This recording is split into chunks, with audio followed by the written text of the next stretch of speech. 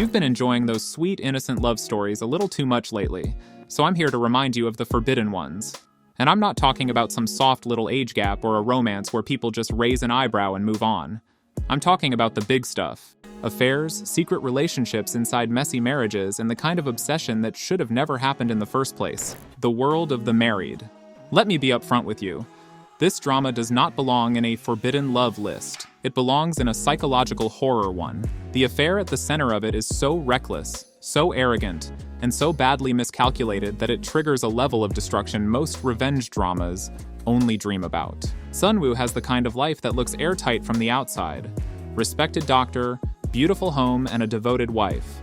Then she finds a single strand of hair on her husband's scarf, and the whole thing collapses. And when I say collapse, I mean collapse. Because it turns out her husband's affair wasn't even the worst part. The worst part is that everyone around her already knew. That discovery is where the show becomes something else entirely. And I know some of you drop dramas after just 2 episodes and never go back. Don't do that here. Get to episode 5. It is the episode where Sunwoo sits at Dokyoung's family dinner table, outs the affair, reveals the pregnancy, and then tells Tayo she slept with his friend. So he knows exactly how it feels.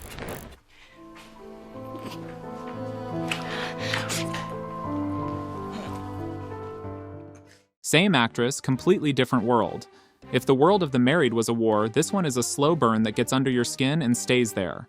Secret Love Affair is about Hae-won, a 40 years old, elegant, and completely trapped planning director for a prestigious arts foundation, married to a classical piano professor dressed in luxury. But her marriage is a business arrangement, and her actual job is quietly cleaning up the financial crimes of the corrupt billionaire family that owns the foundation.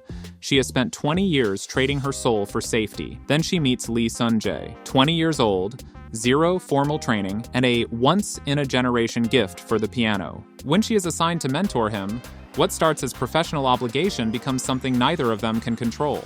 The reason this drama has the reputation it does is that its most intimate scene involves no physical contact at all. The 4-hands piano duet between Hae-won and Sun-jae, the synchronized breathing, the way they strike the keys together, is more charged than most dramas manage in an entire season. Kim Hee-ae acts entirely with her eyes here. Yoo Ah-in is raw, clumsy, and completely believable as a 20-year-old whose feelings are too big for his body to contain.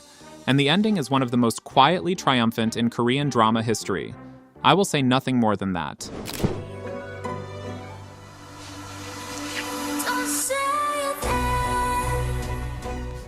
"13 years of planning.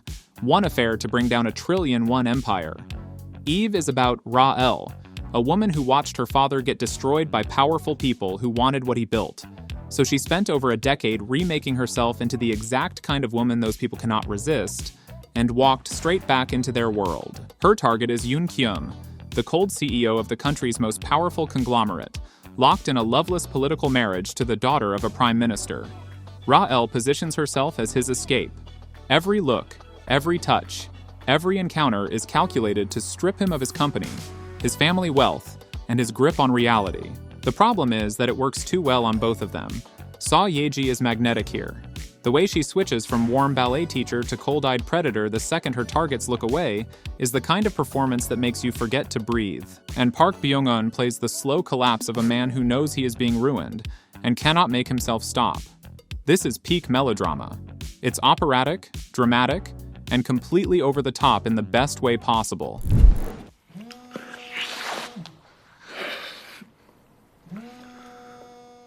Love Affairs in the Afternoon gives us Ji-eun, who moved to a provincial town for her husband's job and has been disappearing ever since. Her husband ignores her in favor of his pet birds, and that detail alone tells you everything about the emotional state of this marriage.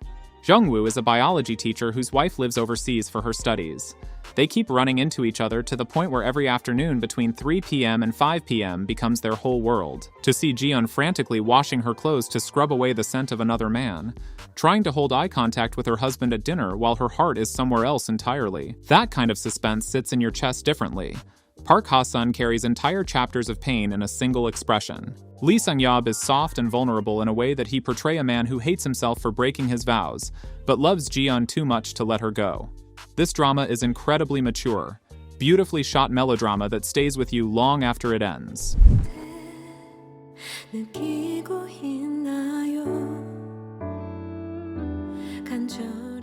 We are still in the same slow burn lane as the last one, but this time the loneliness has a passport. On the Way to the Airport centers on Suah, a veteran flight attendant 12 years into a marriage that feels like a military operation. Her husband is a controlling airline pilot who shipped their daughter off to a boarding school in Malaysia, against her wish.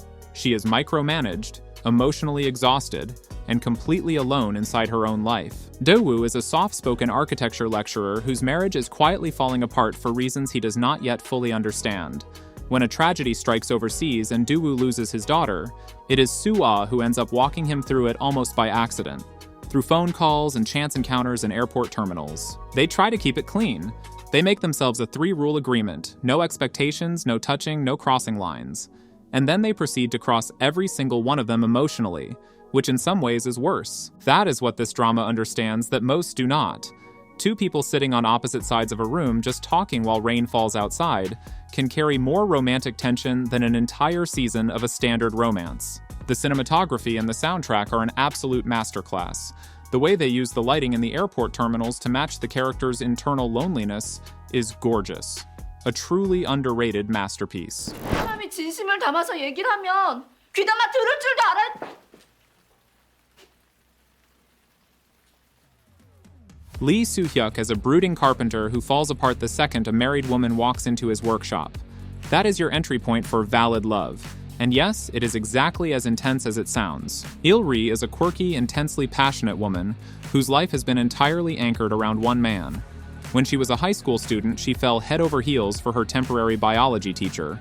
After a years-long separation, destiny reunited them, and they built a sweet, stable marriage. But her heavy, repetitive world completely tilts on its axis when she takes on a painting job at the workshop of Kim Jun, a fiercely independent, brooding, and intensely lonely young carpenter. He built high walls around himself due to a deeply traumatic, abandoned childhood.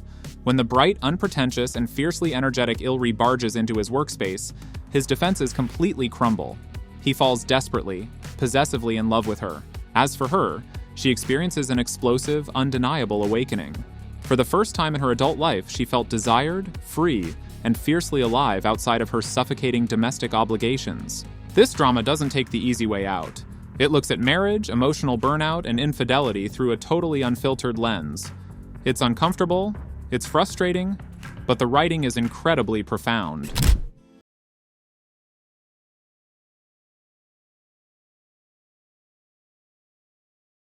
The same director behind Secret Love Affair made this one 10 years earlier, and people who discover it after watching that drama usually say the same thing. Why did nobody tell me about this sooner? A Wife's Credentials is set in Daechidong, Gangnam, which, if you know anything about Korean education culture, already tells you everything about the pressure cooker Saw-rae is living in. Tiger moms tracking tutoring schedules, neighbors who know which car you drove and when you came home, and a husband who treats his wife like a logistical asset for their son's academic future.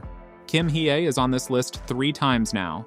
That should tell you something. She plays suppressed women finding themselves through impossible situations better than almost anyone in the industry, and this might actually be the purest version of that. The show is a brilliant, scathing critique of the Korean education system and the toxic expectations placed on mothers, and somehow, despite the cheating context, the romance feels incredibly pure.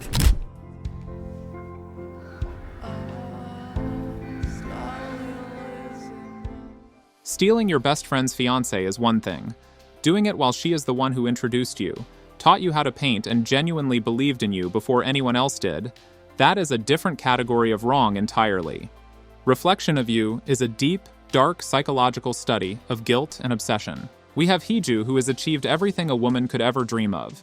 She overcame a fierce, impoverished youth to become a wildly successful essayist and a famous fine art painter. She is happily married to the wealthy, powerful heir of a major hospital foundation, and together they have 2 beautiful children. But her flawless canvas begins to crack when she meets Hai-won, a deeply eccentric art teacher who begins to subtly stalk her family and manipulate her teenage daughter. Every scene between these 2 women is loaded with 10 years of guilt and unfinished business that never got resolved. Go Hyun-jung and Shin Hyun-bin are the entire reason to watch this. You can feel the history in every look they share. People who find this one usually describe it as underrated, and honestly, that is pretty fair.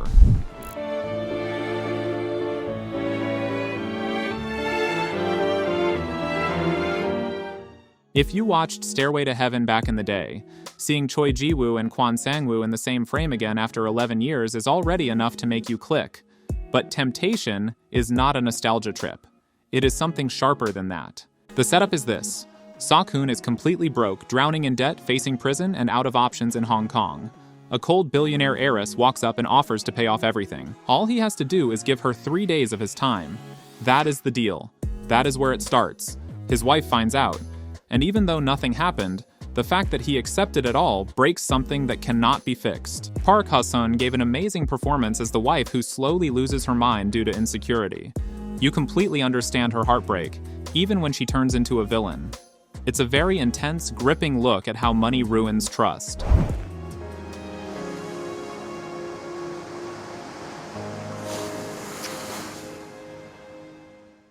I Have a Lover starts with a husband who is just disgusting.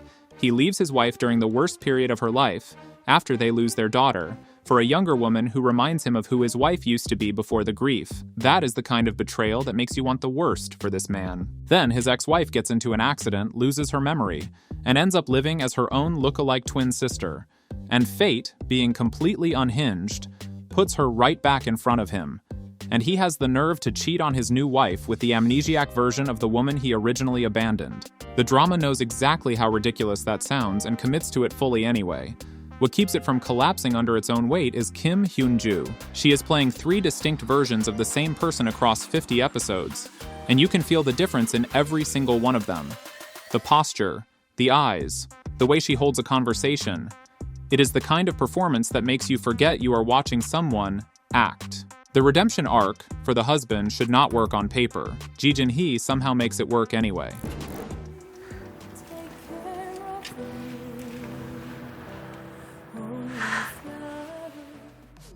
The premise of this one sounds like someone mixed a thriller, a romance, and a horror movie together, and just went with it. Love and Sadness is about a woman who escapes her abusive husband by getting a full face reconstruction from a plastic surgeon who then, subconsciously, rebuilds her face to look exactly like his dead wife. And then they fall in love, while she is hiding in his clinic, while her husband is closing in on them with the kind of resources that make running pointless. Ryu Soo-young as the husband is genuinely one of the most unsettling villains in the genre. The terrifying part is that he smiles. He shows up to the clinic for consultations, looks directly into her new face, and you are watching him figure it out in real time while she is standing right there. That tension is almost unwatchable in the best way. Park Ha-sun carries the trauma side of this without making it feel like a performance. You believe every second of her fear and every step of her recovery. And the beautiful part is that the ending gives you everything you need. Justice, peace, and a villain who finally gets what he deserves.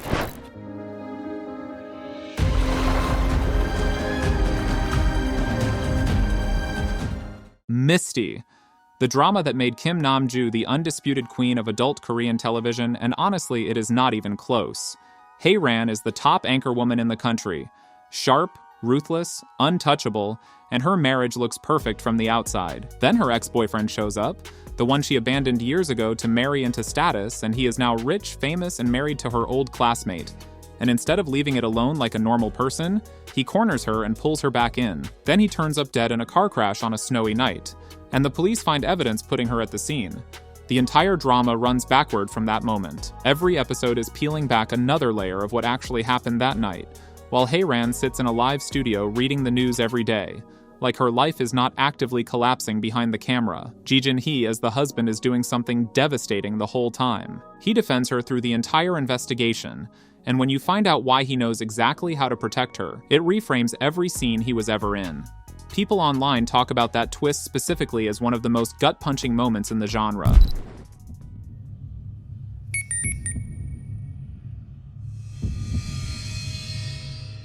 And the #1 spot goes to a drama with one of the most specific premises on this entire list.